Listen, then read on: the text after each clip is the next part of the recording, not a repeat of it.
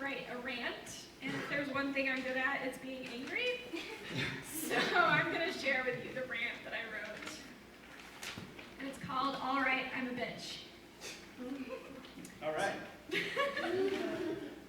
To the doll sitting on the shelf with the broken porcelain rib cage, worn down and cracked by a lifetime of being played with, but never having a say in the way she's handled, by hands that feel the right to fracture things that are beautiful.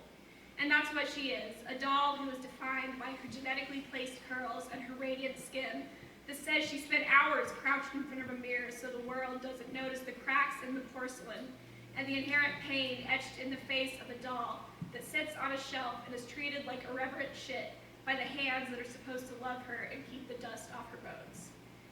And when she gets fed up with the sickness and the repetitive doll-like movements that were taught to her from birth that are supposed to stick with her to the grave, and she stops feeling like her life is Melrose Place and The Bachelorette, and finally tells the hands to get the fuck away from her because she is worth more than the cracks in her pretty little silhouette. And you will hate her because she is not what you want her to be. So she's an uppity bitch, too good for a gentleman who pays for compliments. And she is required to pay him back with her body. So when she doesn't, it's a colossal misstep, and she is a bitch because she starts yelling back at jackals with smiles that cut like knives from car windows, who leer and gape at her and call her baby and cute tits, because she is fed up with the shelf of patriarchy and the view of a world where she is only a doll who is defined and individualized by the curls and the perfection. And she wants so much more than that, and she will accept it with her soul that she is a bitch because she won't let the hands do what they fucking want and say what they want to her, as a society built on this has dictated so many, many times before.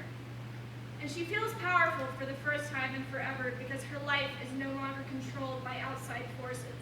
And Mr. I'm a nice guy, I promise I'm a nice guy and I deserve you, calls her a crazy dyke who hates men and goes to feminazi meetings with pitchforks and torches and cages full of estrogen.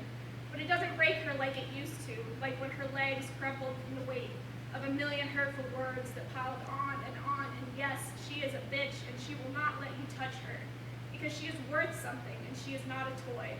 And she will continue to be worth something all her life to the day she is finally free and finally able to love herself the way the hands lied that they loved her.